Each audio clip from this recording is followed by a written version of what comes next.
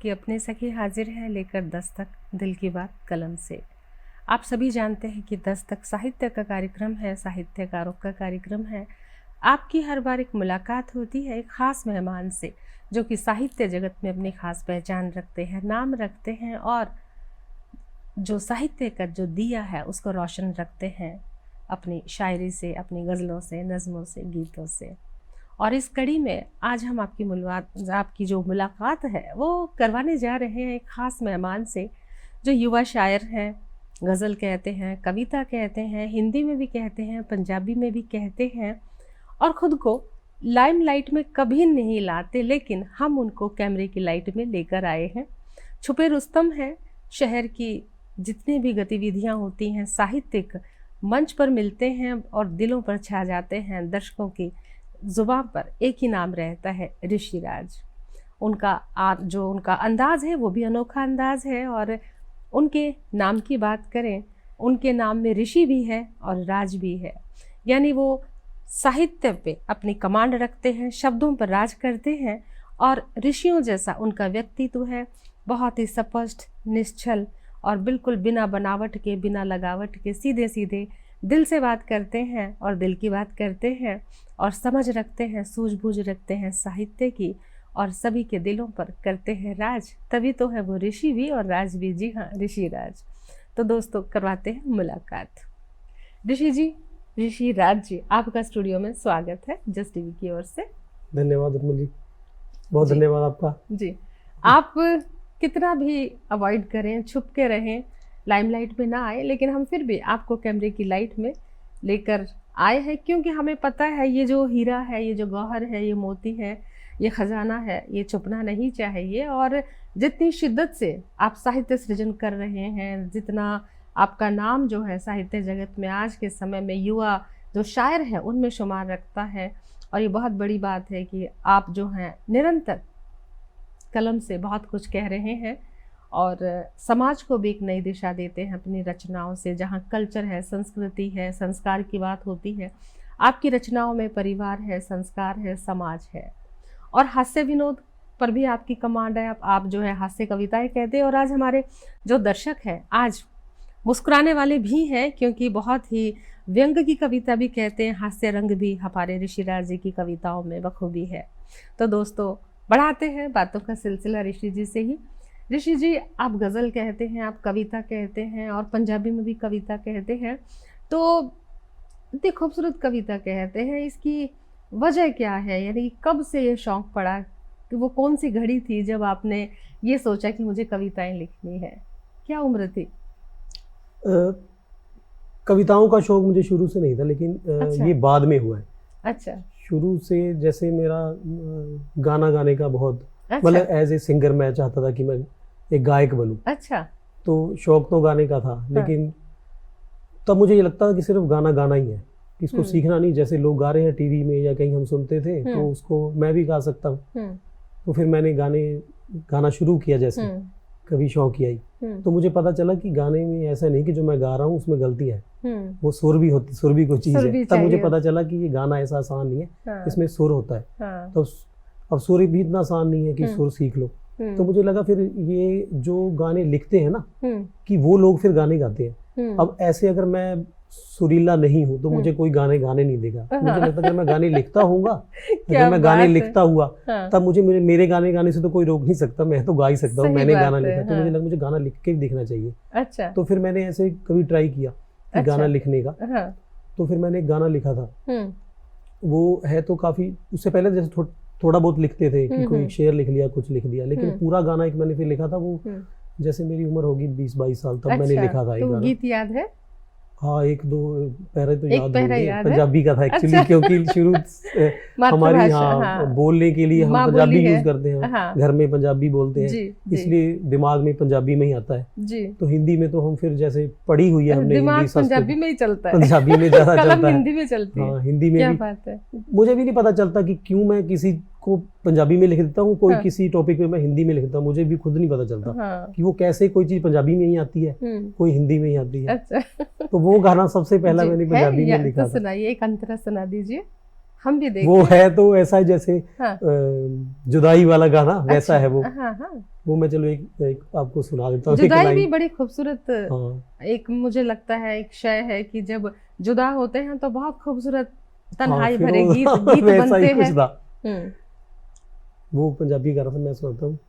हम्म। लख कोशिश करके वेख लई चेहरा भुलदा नी तेरा, लोकी कहण तू धोखेबाज है पर दिल मनदा नी मेरा, लोकी कहण तू धोखेबाज है पर दिल मनदा नी मेरा, मैनू लगदा हजे तू मैनू भुल्ली नी होनी, बदल गई जेड़ी तू तेरी मजबूरी कोई होनी, चेहरा झूठा दिल सच्चा मैनू लगदा है तेरा, लोकी कहण तू धोखेबाज है पर दिल मनदा नी मेरा, कहण तू धोखेबाज है पर दिल मनदा नी मेरा।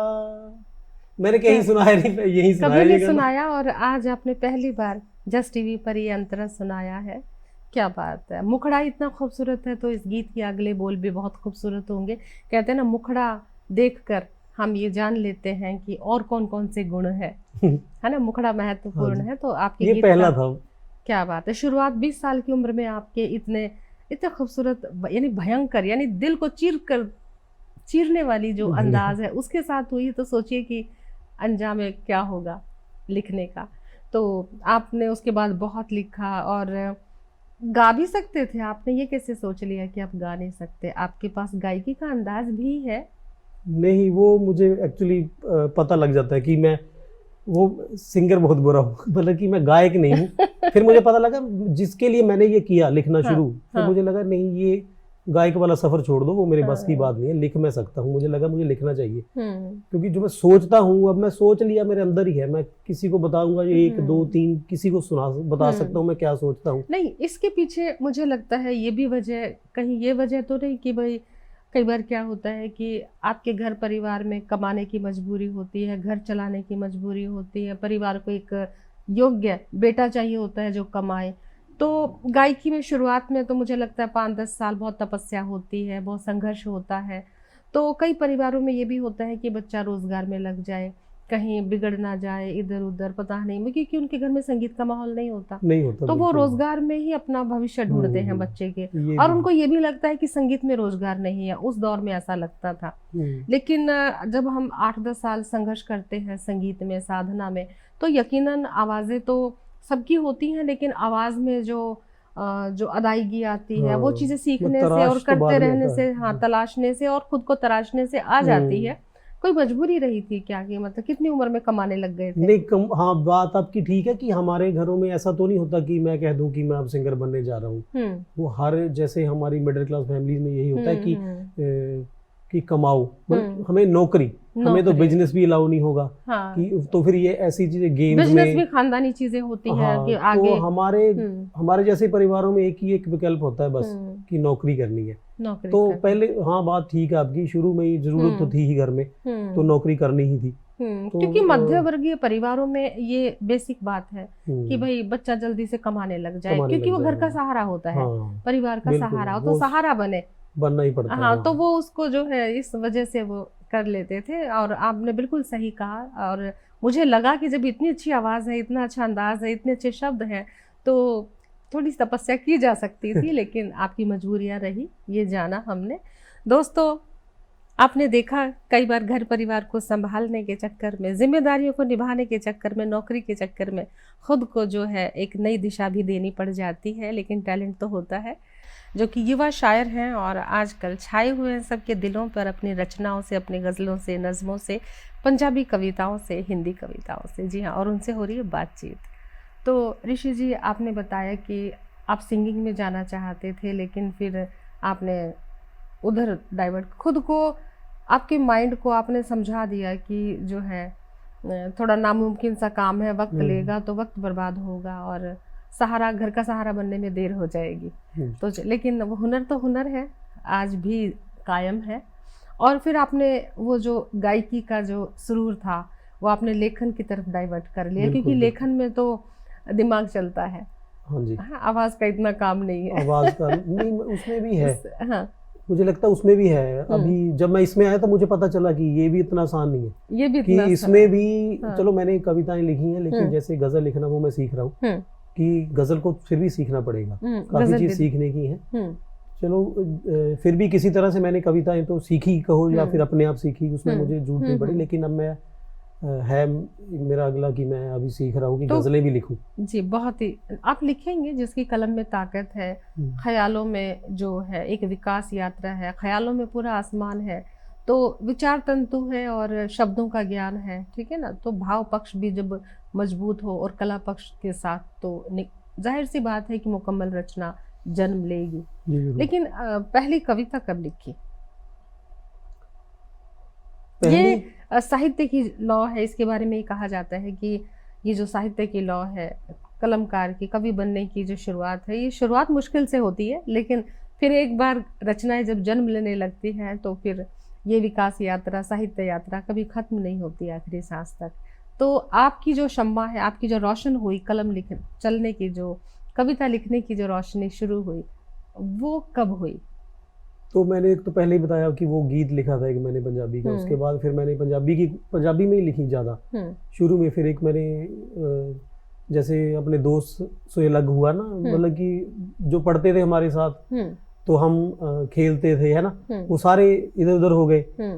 फिर किसी दिन ऐसे मतलब इंसान अकेला फील करता है ना, तो उस दिन मेरे को फिर बड़ा याद आया अपना, फिर मैंने लिखा, एक लिखी थी, फिर वो काफी लंबी हो गई वो लिखते लिखते, मुझे भी नहीं पता चला। कविता दिन पुराने लिखी फिर मैंने। अच्छा, मतलब पंजाबी की थी वो, दिन पुराने। अच्छा, वो है आपके पास? हाँ, है मेरे पास। तो आप सुनाइए फिर, पुराने दिन हम भी ताजा करना चाहते हैं। उसमें मैंने सारा लिखा कि हम कैसे रहते थे, चाहे परिवार हो चाहे दोस्तों के साथ हो। जी जी, तो दिन पुराने आज हम ताजा करेंगे आपके साथ, और हमारे जो दर्शक हैं उनको भी पुराने दिन याद आ जाएंगे ऋषिराज जी की रचना के साथ। और वैसे भी पंजाबी रंग है तो दोस्तों, कवि हिंदी का कवि भी है, पंजाबी का है, तो दोनों ही रंग हम लेकर आए हैं और पुराने जो यादें हैं करते हैं। प्यार हमें जैसे हिंदी लिखने में भी बहुत मजा आता है कि पढ़े हैं हिंदी, सही बात है। संस्कृत पढ़ा हूँ मैं, हिंदी पढ़ा हूँ, लिखने में तो मुझे दोनों बहुत अच्छे लगते हैं।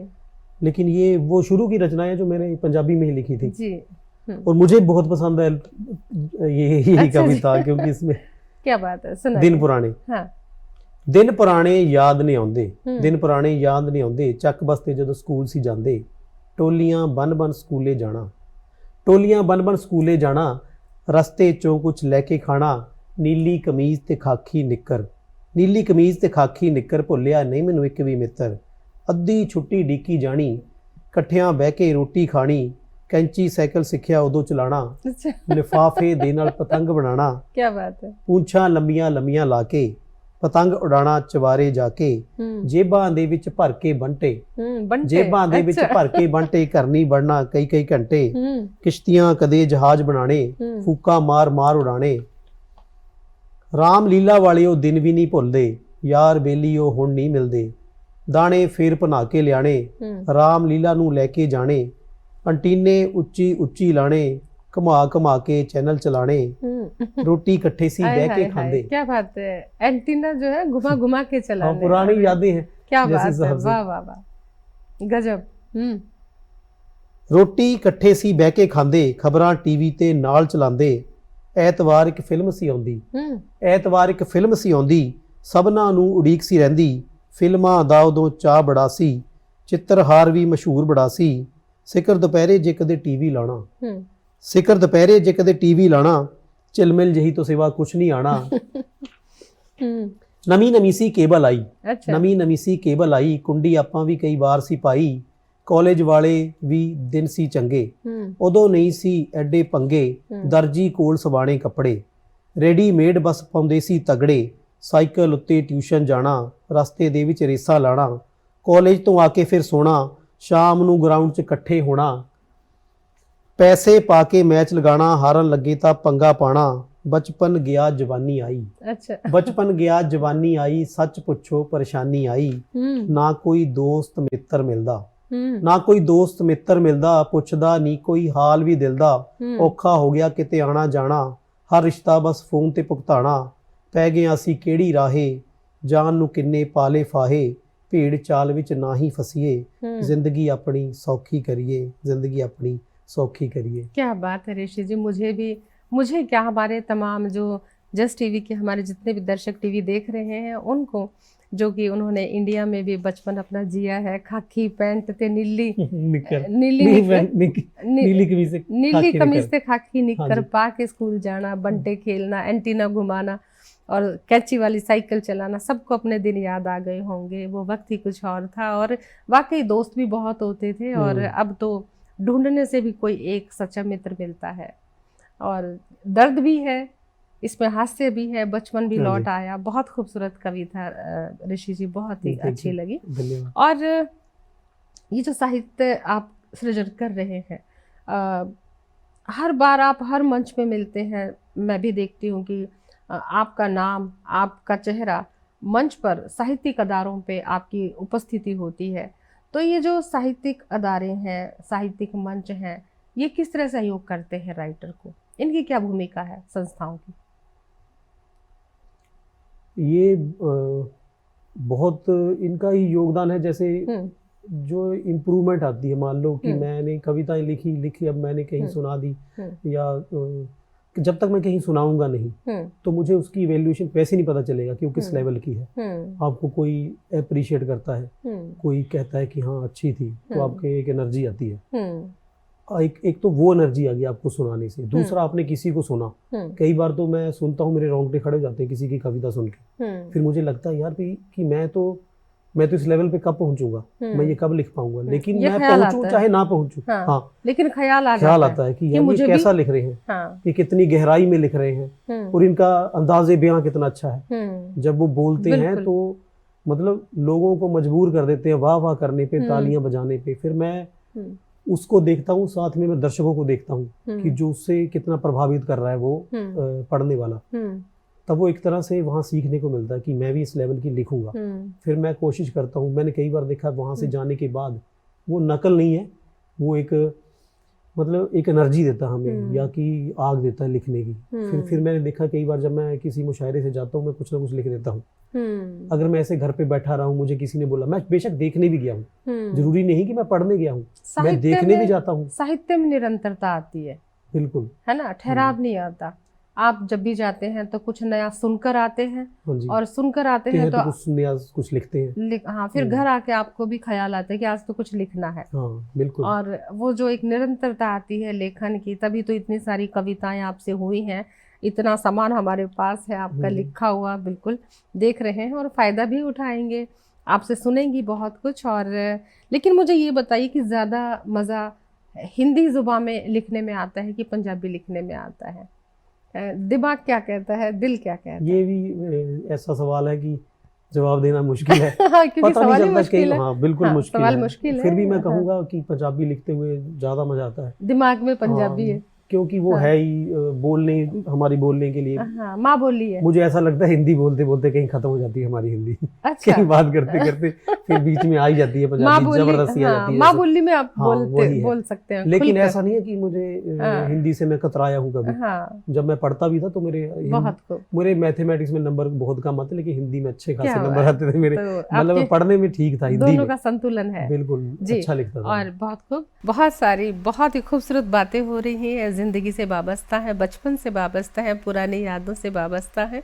हम बातों का सिलसिला ऋषिराज से बढ़ाते हैं आगे, बातों का मज़ा ही कुछ और आ रहा है, क्योंकि पंजाबी रंग है, पंजाबी कल्चर है, और बचपन का जो जीवन है वो कितना खूबसूरती से मुखरित करते हैं ऋषिराज जी।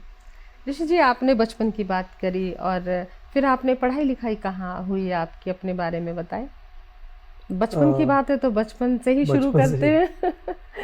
जी। जन्म तो मेरा अपने पैतृक गांव में हुआ है। ये हमारा गांव है, यहाँ अनंतपुर साहब के पास है, अगमपुर करके है। रामपुर, अगमपुर। अच्छा, अगमपुर है, वो है डिस्ट्रिक्ट रोपड़ में पड़ता है जी। वहीं पैदा हुआ मैं, और 3 साल तक वहीं पढ़ा हूँ जी, सरकारी स्कूल में, हमारे गांव के स्कूल में। उसके बाद वो खाकी निक्कर से पता चल गया कि सरकारी में पढ़े हुए हैं। बिल्कुल जी। हमारे जमाने में इतना प्राइवेट का था नहीं चलने से, पर फिर अगर होता भी तब भी हम सरकारी में पढ़ना था हमने। हमारा मतलब ऐसा कुछ है नहीं था, मिडिल क्लास के लोग जी, बिल्कुल सही बात, सरकारी वाले थे। तो वहीं पढ़े हैं।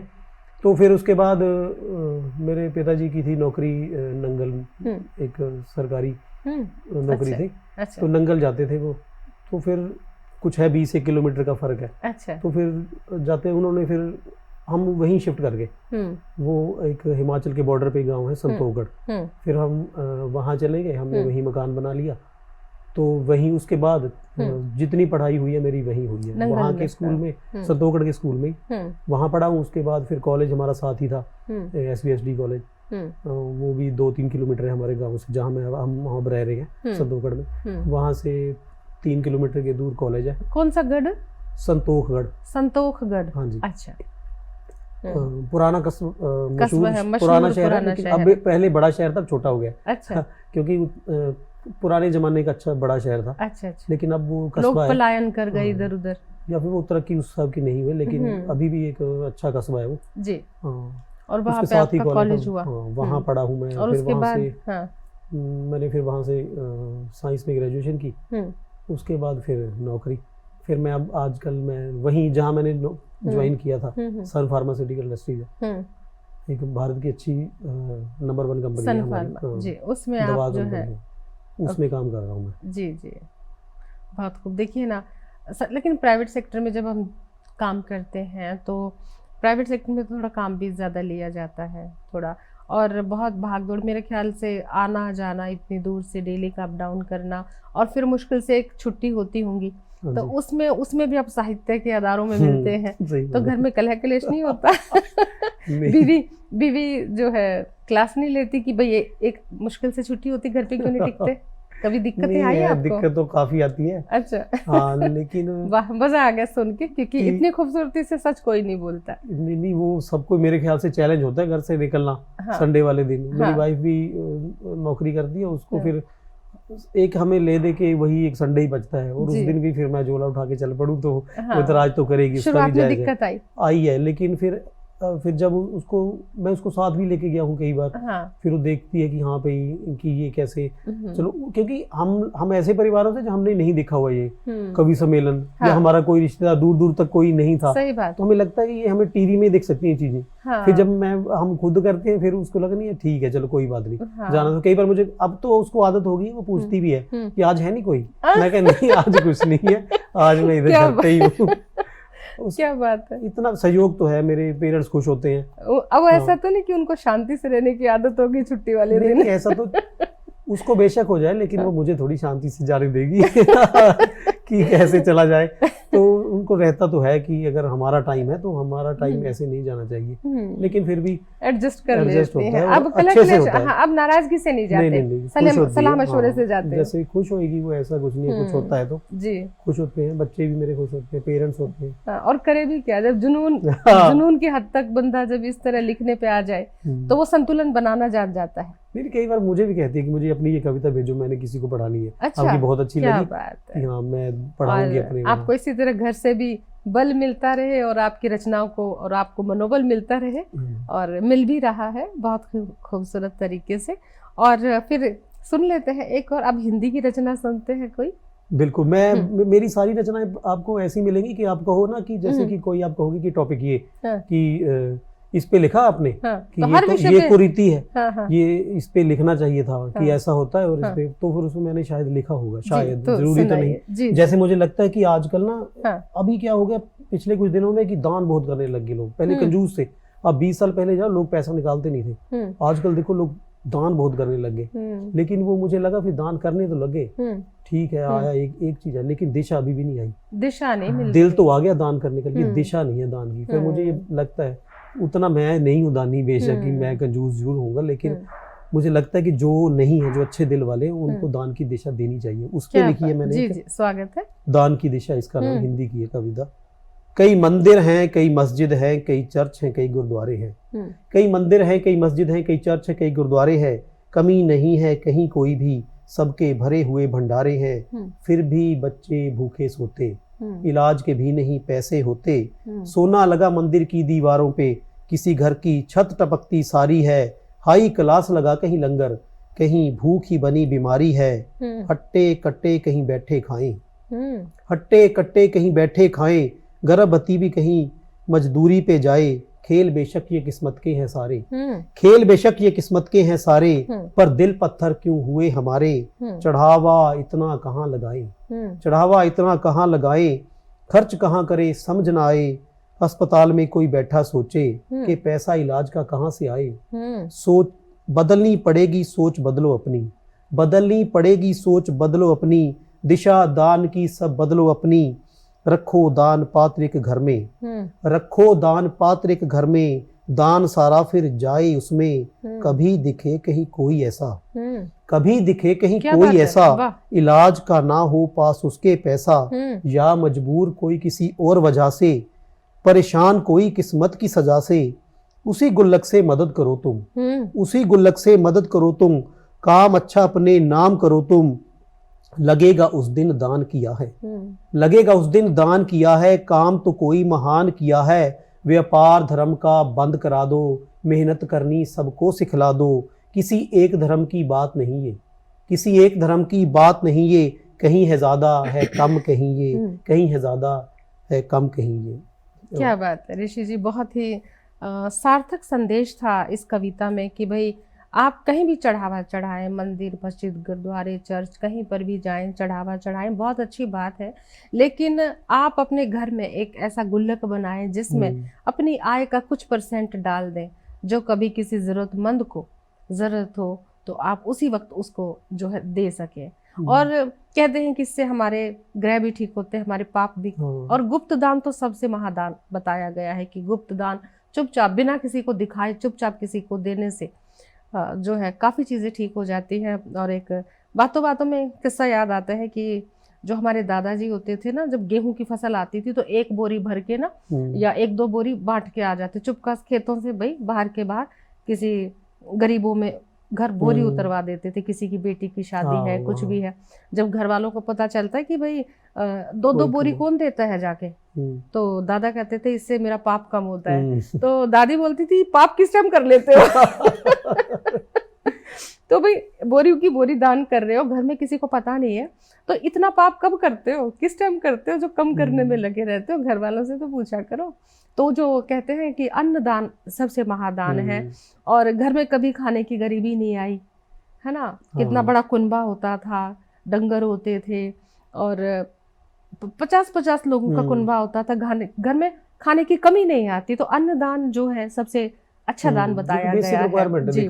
और ये कविता का बिल्कुल सार्थक संदेश है। बहुत खूब दोस्तों, बहुत मज़ा आ रहा है बात करने में और बहुत सारी बातें करनी है। और मेरे को लगता है कि ये सही था कि जैसे कुछ लोग उनके तरीके बनाए हुए हैं कि लोग जो बहुत गरीब है, जो कुछ है, तो किसी दान बहुत जरूरी चीज थी। हम कई बार ऐसा कर रहे हमने पाप और पुण्य से जोड़ के जो है घर से पैसा धन निकलवाने के लिए, चाहे डराया हुआ उनको कैसे भी, ताकि एक जगह पैसा इकट्ठा ना हो जाए, कोई ना कोई किसी को दे, समाज चलता रहे, सेवाएं चलती रहें, परिवारों को बाहर से दुआएं मिलती रहें, क्योंकि दुआएं भी मिलती हैं जब हम इस तरह से अन्नदान करते हैं, धन दान करते हैं, तो दुआएं भी मिलती हैं। और दुआएं मिलती हैं तो घर की बहुत सारे हमारी चीजें ठीक होने लगती है। दुआओं में तो ताकत होती है। बहुत खूब आपकी जो है गुल्लक, हम भी गुल्लक हमारे पास भी है घर में, पर और थोड़ा सा बड़ा गुल्लक लाते हैं ताकि हम ज़्यादा से ज़्यादा सेवा कर सकें। और एक सवाल आपसे मैं पूछना चाहती हूँ, आप युवा लेखक हैं और युवा लेखक हैं, आज के लेखकों के साथ आपका तालमेल खूब होगा जो लिख रहे हैं आपकी उम्र के। तो आपकी रचनाएं तो मुकम्मल हैं, हमने देखा है भाव दृष्टि से, शब्दों के उससे मतलब शब्द के ख्याल से, भाव पक्ष, कला पक्ष और बिंब प्रतिबिंब, अलंकार, जितनी भी उपमाएं हैं जो रचना का श्रृंगार करते हैं आप अपने शब्दों से। कहते हैं कि एक लड़की दुल्हन तब तक नहीं लगती जब तक उसका श्रृंगार ना कर, उसको लहंगा पहनाओ या उसको चूड़ा है, मांग सिंदूर है, जेवर है। एक दुल्हन का लिबास और एक सिंपल लड़की में जो अंतर होता है, वैसे ही ख्याल और एक मुकम्मल कविता में होता है।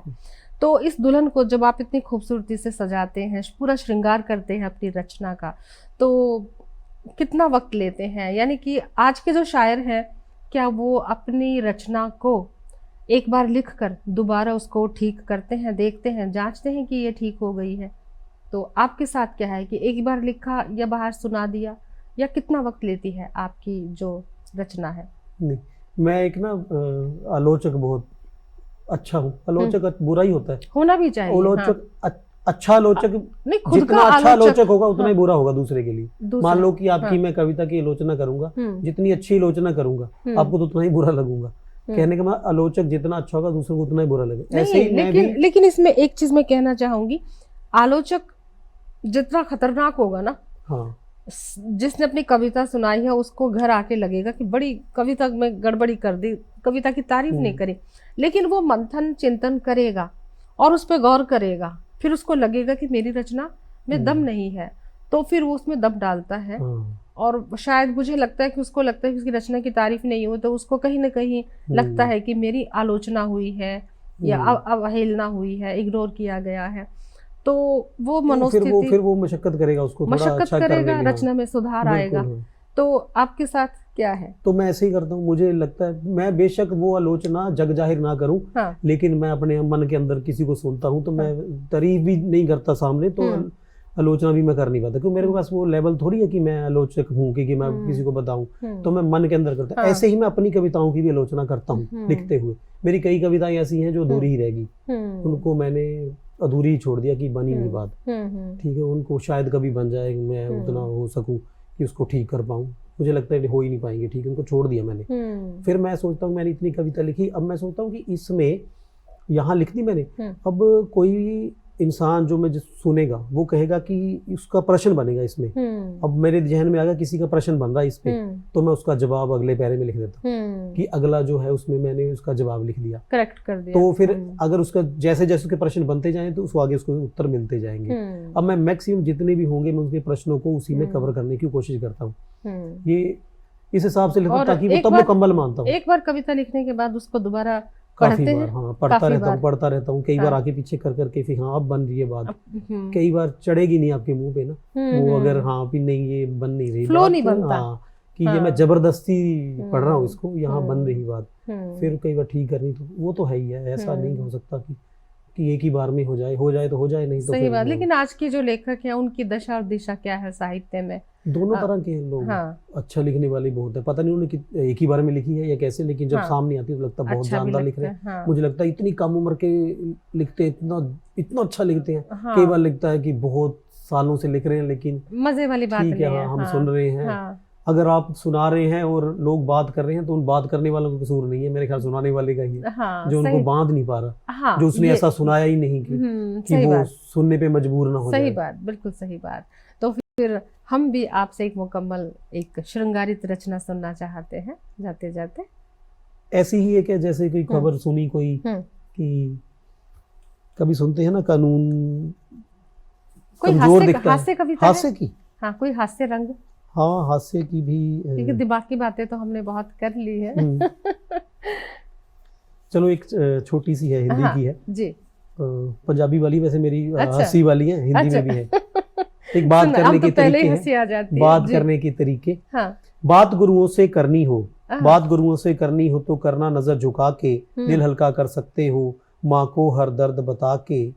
बात पिता से करनी हो तो करना आदर के साथ, बात पिता से करनी हो तो करना आदर के साथ।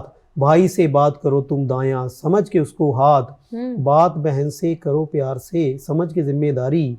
बच्चों से बात बन बच्चे करना भूल के सब होशियारी। यारों के संग जब बात करो, यारों के संग जब बात करो हो खुल के हंसी मजाक। कोर्ट कचहरी में सच बोलना होकर तुम बेबाक।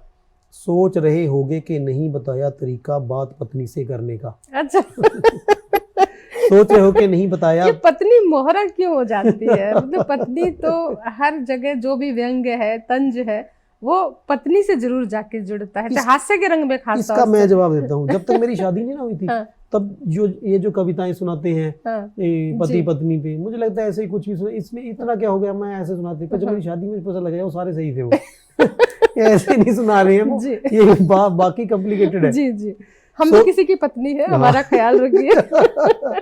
नहीं ये सिचुएशन ऐसा नहीं है कि वो भी, आप स्पष्टीकरण मत दीजिए। कविता पे आइए। सोच रहे होंगे कि नहीं बताया तरीका बात पत्नी से करने का, काश कोई हल मिल जाता, काश कोई हल मिल जाता। इस मुश्किल से निपटने का हाय हाय हाय। पत्नी पे शोध कार्य चल रहा अभी भी। हाँ, कोई भी हो सकती है खोज कभी भी, पर तुम तब तक थोड़ा संयम रखना। हाँ, मुंह अपना पहले के जैसे ही बंद रखना। हाँ में हाँ और ना में ना जो मिलाते रहोगे, सच मानो सब समस्याएं सुलझाते रहोगे, सुलझाते रहोगे। क्या बात और है। अच्छा भी है। हाँ, और हाँ में हाँ मिलाने में ही फायदा होता है। सही बात। क्योंकि जब घर अगर एक है, हाँ, सलाह मशवरा करके हाँ में हाँ मिलाना भी जरूरी है, लेकिन अगर बात सही हो तो, और गलत हो तो समझाना भी जरूरी है। लेकिन बहुत मतलब फिर भी कहीं ना कहीं आपने महिला का दर्जा ऊपर रखा है कि भाई उनकी हाँ में हाँ मिलाओ, यानी कि आपको इस चीज की समझ है। अब आपकी कविता का निष्कर्ष मैं निकालती हूँ, आपको इस बात की समझ है कि उसकी हाँ में हाँ इसलिए मिला रहे हो कि जो आपकी बीवी है वो बिल्कुल सही है। नहीं, कई बार हम ऐसा हमें लगता है कि वो सही नहीं है। कई बार हाँ में हाँ मिलाने के बाद पता चलता वाकई सही थी, वाकई सही उस वक्त हम उस वक्त अगर हाँ मिलाते तो हम गड़बड़ कर देते। न जाने कितनों का दर्द बयां हो रहा है कि भाई पहले तो हाँ में हाँ मिला ली, बाद में सोचते यार खाम मिला ली, लेकिन जब सही बात हो जाती है तो फिर उनको ही मतलब उनको ही आप जो है जो श्रेय देते हो सफलता का। मैं एक आपको बात बताता हूँ कि आप देखो कि लोग जो गांव से निकले होंगे, फिर वो आके शहरों में मकान बनाते हैं ना, काफी लोग, फिर बाद में गर्व से कहते हैं कि इतना हमारा इतने गज का मकान है, इतने लाख की कोठी है हमारी। वो सारा उन्होंने कुछ नहीं बनाया होता, वो सारा उनकी पत्नियों का ही योगदान है, क्योंकि वही बनवाती हैं जितने नहीं तो पता क्या है, जो मर्द हैं, जो पुरुष हैं, वो सारे चाहेंगे कि नौकरी करके वापस चला जाऊं, लेकिन ये वही है जो जिनके हाँ में हाँ मिला के वो बना देती है। वो सपने देखती है खूबसूरत बच्चों के, खूबसूरत बच्चों के भविष्य के, घर के, और वो ही उनके पीछे उनकी ताकत होती। बहुत ही खूबसूरत। मैं भी खुश हो गई आपकी बात सुन के। नहीं, घर में आप देखो ये पर्दे, सोफे, वो सब उसकी वजह। अगर पुरुष अकेला रहे तो वही फोल्डिंग होगा। सही बात है। और ऋषि जी बहुत मजा आया आपसे बात करके, क्योंकि बातें दिमाग की तो थी ही लेकिन दिल की बहुत ज्यादा थी, और दिल की बात आसानी से सभी को समझ में आती है। आप स्टूडियो में आए, बहुत सारी बातें साझा करी, आपका बहुत बहुत धन्यवाद। बहुत धन्यवाद आपका भी, टीवी का भी। दोस्तों, तो आज आपकी मुलाकात हुई, ऋषि राज जी से बहुत सारी बातें करी, आप भी हंस रहे होंगे मंद मंद, और बहुत खूबसूरत रचनाओं के साथ आपके दिल पे दस्तक दी है और स्टूडियो में भी दस्तक दी है। और हम तो यही कहेंगे, किसी भी इन्फो के लिए आप जो है इन्फो करें info@justbroadcasting.com पर। अपना प्यार हमें यूं ही देते रहें, सुझाव देते रहें, प्रतिक्रिया देते रहें। और अब मुझे और ऋषि जी को दीजिए अनुमति। प्रणाम।